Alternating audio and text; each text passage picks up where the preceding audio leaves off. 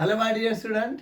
Welcome you here in this lecture number 69 for that topic, body fluids and circulation. Now we have been learning very important part, that is human heart. In the last lecture we have discussed regarding the external features of the human heart, and they are also very essential to know. That particularly we know that human heart is 4-chambered, and that 4 chambers are right atrium, left, that particular right ventricle and left ventricle. 2 atria, 2 ventricles. 2 atria from the anterior side and 2 ventricles from the that posterior side.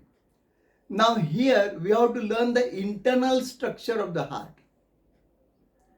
That is very important from the examination point of view, and also very curious. Everybody will be there definitely to know about the working of the heart, and for that purpose the internal structure of heart should be understood very properly.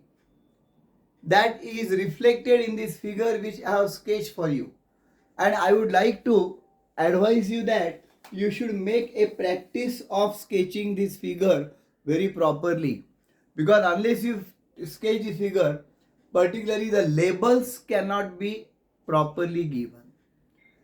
You should draw the figure very properly. Okay, make a practice of that. So this is the internal structure of human heart shown by taking the section of that human heart, no doubt vertical section, and again that is from ventral surface. ये सामने वाला जो surface है वो ventral है. So from this ventral surface, vertical section is taken there, and that is shown. We have shown that heart is slightly tilted toward the left. Okay, so first of all, try to sketch the figure of your own. Okay, and then try to write the labels of your own. बहुत सारे labels मैंने दिए, almost all. Okay, and now we have to discuss in detail the points of that, all that internal structure. Okay, तो पहले तो बात कर लेते हैं 4 chambers कैसे दिखते हैं. How the 4 chambers are there. Okay, particularly this is the right atrium. ये जो part मैंने दिखाया है, that is right atrium. This is the left atrium. ये देखो left atrium. Okay, then this is the left ventricle below that, and then this is the right ventricle. ये जो है वो right ventricle है. देखो नाम यहाँ पे दिए हैं, right atrium, right ventricle, left ventricle and left atrium. Very clear. Okay, ये 4 chambers है. Now basically externally we cannot find out whether they are internally separated or not, but internal structure will definitely show you that they are internally separated. No 2 chambers are in connection directly. Okay, यहाँ पे 2 atria के बीच में एक wall है, and that wall is called as the interatrial septum. In between 2 atria or 2 auricles, there is a vertical partition, and that is known as interatrial septum या interauricular septum. ये देखो अब क्या हुआ है, ये जो फिगर हम निकाल रहे हैं, that we are showing the blood vessels which are starting from the ventricles.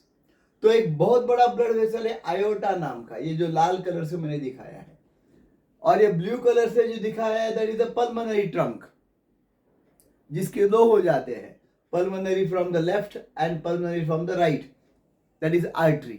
Okay, तो ये 2 ब्लड वेसल्स बहुत ही बड़े हैं, एक दूसरे को ओवरलैप कर रहे हैं ऐसे, and that's why they cannot come in the picture clearly. यानी समझो ये पल्मोनरी वेन, पल्मोनरी आर्टरी ऐसा जा रहा है, देन आयोटा उसके ऊपर से ऐसा जा रहा है. Okay, and that's why the part of pulmonary artery will get hidden, and this is the iota part which you are showing. Okay, तो ये इतना थोड़ा सा समझ लेने की बात है. Just because of the overlapping we cannot sketch the structure completely. तो ये क्यों कह रहा हूं मैं, because beneath this the interatrial septum is also there. Okay, interatrial septum यहाँ पे ढक गया है, दिख नहीं रहा है. अगर ये निकाल दूंगा मैं, If aorta and the part of pulmonary trunk is removed, then interatrial septum can be seen. That we will see when we have to learn the conducting system of the heart. Okay तो यहाँ पे ये इतना समझने की जरूरत है, particularly in between the two atria there is a interatrial septum, a vertical partition. Okay, and that is being overlapped because of that pulmonary trunk and the aorta. Okay, now both the atria I told you are blood receiving chambers. First of all, they are thin walled. Atria are thin wall. देखो ये wall जो है atria की हम दिखाते हैं, यहाँ पे थिन वॉल है. And the ventricles are thick walled. ये वेंट्रिकल्स तो बहुत ही थिक वॉल्ड है. वेंट्रिकल्स आर थिक वॉल्ड क्योंकि जाहिर है ventricles have to pump the blood and that's why ventricles are thick walled. But auricles are there, they are just receiving the blood, so they need not be very much thick walled, they are thin walled. Okay, so ये thin walled है auricles, ये thick walled है, ये हमको दिखाना चाहिए properly. Then I told you that left atrium is the smallest chamber of the human heart. सबसे smallest chamber कौन सा है? Left atrium, ये है वो. And then this is the right atrium. तो ये जो positions मैंने पिछले लेक्चर में भी बताया था, ये पोजीशंस बायोलॉजिकली ऐसे लिखते हैं, right left. Don't get confuse. Mathematics में या केमिस्ट्री के इक्वेशन में हम देखते हैं ये साइड होती है राइट हैंड साइड एंड ये होती है लेफ्ट हैंड साइड. याद आ रहा है मैथ्स में, या even in the chemistry chemical equation C+O2 giving CO2.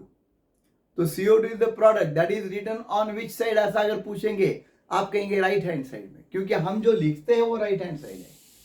And C+O2 they are the reactants, carbon and oxygen are the reactants, they are on the left hand side. तो ये chemistry और maths की बात अलग है. फिर आप अगर उसमें अटक गए तो आप बोलेंगे सर ने गलत लिखा है, ये तो राइट एट्रियम होना चाहिए, ये तो लेफ्ट एट्रियम होना चाहिए. नहीं, मैंने जो लिखा है वो बायोलॉजी के हिसाब से लिखा है, यानी this is the heart of that dissected person है, जिसका यहाँ पे डिसेक्शन कर लिया है, समझो ऐसा डिसेक्शन कर लिया है. तो अभी मेरा तो राइट साइड ये है, isn't it? राइट हैंडेड हूं मैं. So my right hand is this, so my right atrium will be on this side. Okay, तो है क्या? देखो करेक्ट है, right atrium. My right ventricle will be on this side, है क्या? बिल्कुल है. And this is the left side, ये लेफ्ट साइड हो गई. देखो, so left atrium, left ventricle, ये इतना ध्यान में रखो. Left atrium is smallest chamber, right atrium is large than that left atrium. Okay, now right atrium is receiving deoxygenated blood, जिसमें ऑक्सीजन की कमी है, कार्बन डाइऑक्साइड ज्यादा है. Right atrium is receiving deoxygenated blood through the two major blood vessels, SVC and IVC. मैंने जो blue ink से दिखाया है, superior vena cava, inferior vena क्यावा.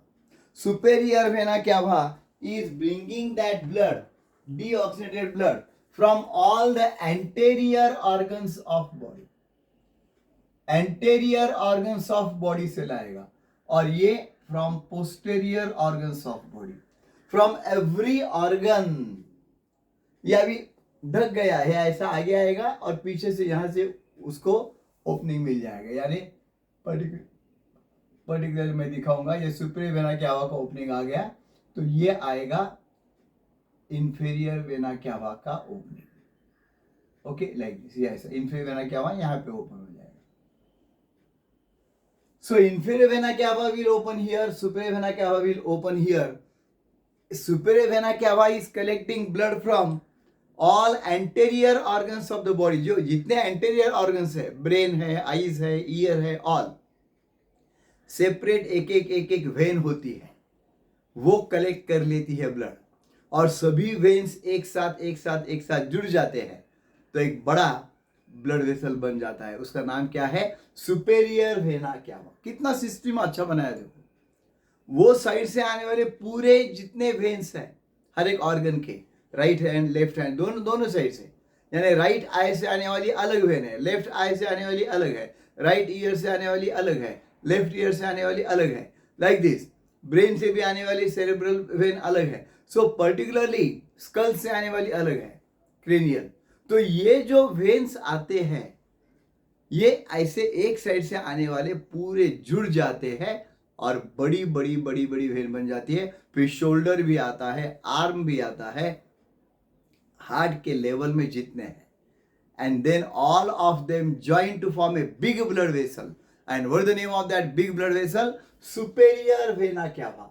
या कई जगह पे इसका और एक नाम बोला जाता है प्रीकेवल, उसे प्रीकेवल वेन भी कहा जाता है। ओके, ये प्रीकेवल वेन और superior vena cava. And then another is the inferior vena cava, that is collecting the blood from all inferior organs of body, posterior organs, बिल्कुल right from the toes, हमारे जो पांव के टोज है, finger से digits है, वहां से लेकर जो ब्लड आ रहा है ऊपर, अलग अलग वेन लेके आती है। फिर रास्ते में बहुत सारे ऑर्गन्स मिल जाएंगे, गोनार्ड्स मिल जाएंगे लेग्स के बाद में, फिर बाद में किडनीज है, then all parts of the alimentary canal, liver है। तो उस सबसे वो वेन आती है, एक एक वेन आती है, and all get join together to form a big blood vessel. What is the name of that? Inferior vena cava, और इसे पोस्ट केवल भी कहते हैं। This is also called as post caval vein. Okay, very clear. तो समझ में आ गया, right atrium receives deoxygenated blood and left atrium is receiving 4 pulmonary veins. Left pulmonary veins मैंने यहाँ पे लिखा है, देखो ये 2 pulmonary veins लेफ्ट साइड से आ रही है और ये 2 pulmonary veins राइट साइड से आ रही है। वो ऐसा घूम के आएंगे इधर। Okay, one from the left lung, one from the right lung, and they are carrying the oxygenated blood. So left atrium is receiving oxygenated blood. So please learn this part up to atria very properly. Rewind करके देख लो, पूरे points grasp कर लो। आगे का part हम learn करने वाले हैं हमारे नेक्स्ट वीडियो में। ओके, वेंट्रिकल्स का और बाकी के कनेक्शंस जो है। So that will require 2-3 lectures of 12 minutes, 30 minutes. Thanks a lot.